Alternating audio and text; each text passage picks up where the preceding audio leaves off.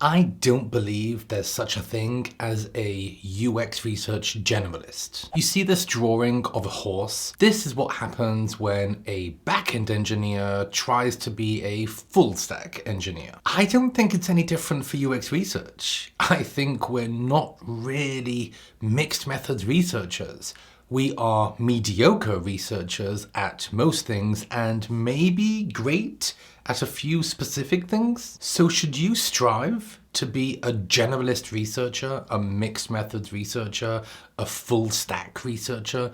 Or should you strive to be an expert in a particular area of UX research? Today we're going to talk about the fundamental flaws in the notion of the generalist researcher, the full stack researcher, the mixed methods researcher, the research equivalent of the everything bagel. By the way, I love everything bagels, and unlike everything researchers, everything bagels are a wonderful idea. And so, if you've been wondering about how you can develop in your career, today I will climb the next hill I'm willing to die on and talk about why I believe you should be developing expertise first and foremost in order to progress. Hello again, I'm Noam, and when I'm not mindlessly scrolling through TikTok videos, I am the Director of User Research at Wealthfront. I have a request for you today. I'm going to be doing a YouTube series on storytelling, and in particular storytelling for research.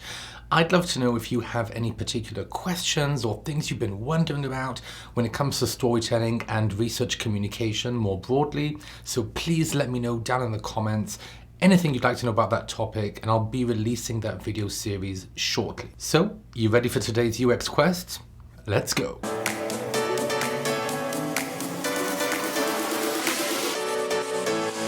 The Institute for Social Research is located in a couple of buildings on University of Michigan's Ann Arbor campus. And that's where countless individuals have received their PhD in survey methodology. So as far as I can tell, surveys have been around at least from the 19th century.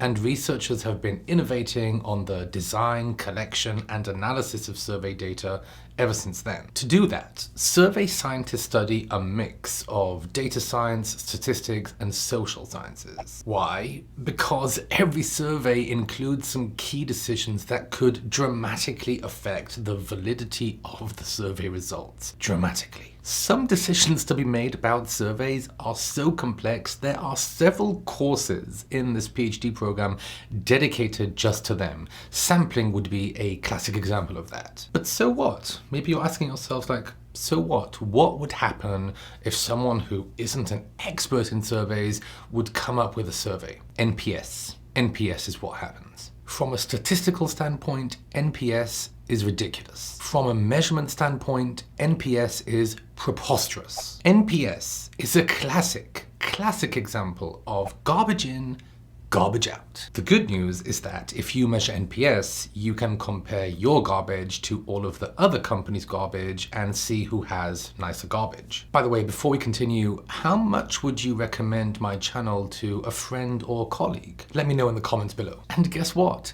Qualitative methods are just as complex and multifaceted and challenging to master as their quantitative counterparts. Just ask Charles Cannell and Robert Kahn, who were researchers at, you guessed it, the Institute for Social Research at the University of Michigan. This was sometime around the mid-20th century, and Cannell and Kahn were part of the Division of Program Surveys, which after the war transformed into this Institute for Social Research. In 1957, Kahn and Cannell released a classic book in the field of interviewing, The Dynamics of Interviewing. In the book, they spend the first 3 chapters talking just about how to build the interviewing relationship before they even get to crafting the interviews themselves, the objectives, and the questions you want to ask. Which, by the way, as someone who's done many interviews, totally makes sense to me. The interview relationship and building rapport is absolutely crucial,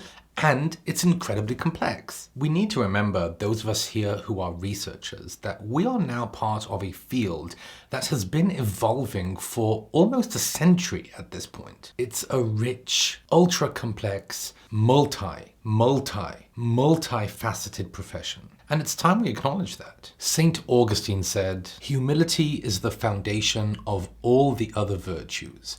Hence, in the soul, in which this virtue does not exist, there cannot be any other virtue except in mere appearance." I can't think of anything more important for a researcher than intellectual humility. Quoting from the Templeton Foundation this time, "Intellectual humility is a mindset that guides our intellectual conduct. In particular, it involves recognizing and owning our intellectual limitations in the service of pursuing deeper knowledge, truth, and understanding." It is time for us to be humble and recognize the breadth and depth of our profession, of all UX professions, by the way, research, design, writing. It's time we acknowledge the history of our field and the vast amounts of knowledge accumulated about every single method we use for decades now. It's time to respect the paths that our peers have taken to excel in the area they have chosen. And we have to decide, do we want to follow suit and develop an expertise of our own or not? Mostly, it's time for introspection, and it's time to ask ourselves a hard question. Are we mixed methods researchers? Are we truly generalists? Or are we just mediocre at most things? And what should we be? Ask yourself that question. As always, if you have any thoughts on this topic or anything else, please share your comments below. I'd love to hear and respond to your questions and thoughts. Now, contemplating on the breadth and the depth of our field is just as important if you're looking to take on leadership roles or you're already in a leadership role. In her book, You Can't Know It All, Leading in the Age of Deep Expertise, Wanda Wallace begins by discussing how generalism was all the rage in the 1980s.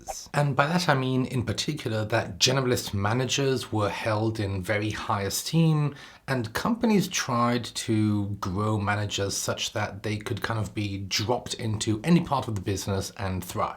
And the assumption behind that is that any business-specific context could be either easily learned or it was simply irrelevant for that business leader. Back in that time, if you were a talented IC, you'd be given extensive general management training, the ranks of middle management swelled. But then, three things changed fundamentally about the world. First of all, starting in the 1980s and beyond, we saw a shift to a knowledge economy where expertise is valued. Second, there were three recessions in the 80s, 90s, and 2000s, and each of them led to more and more flattening of organizations and much less middle management. And then third, each of these crises, these financial crises, led to more and more regulation, and regulators wanted to see people in high positions who have expertise, who have domain knowledge. Regulators wanted to see thought experts in their field. And there's no getting around it. Expertise matters.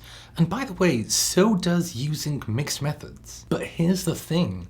Instead of attempting to be a mixed methods researcher in an age of expertise, try joining a team where you can add something unique value to that team. Help the team use mixed methods by leveraging your knowledge to expand the team's toolkit. And let's talk about career growth. Are you looking for mentorship? If you're able to find a mentor who has true expertise in a field where you feel a bit weak at this point, you'll immediately notice how a mentor with expertise can unpack all of your challenges, dive really deep into solutions, be creative, give you wonderful advice that you'll be able to take with you for a very long time. Are you trying to learn a new area?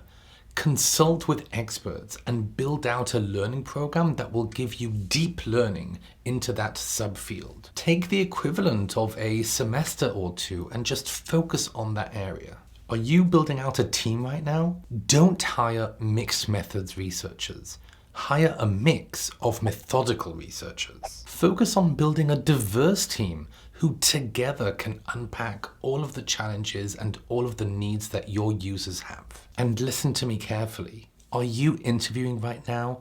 Show some intellectual humility. I have this thing I do as an interviewer, again, sharing my interviewing secrets here, where I try to bring people to a point where they say, I don't know.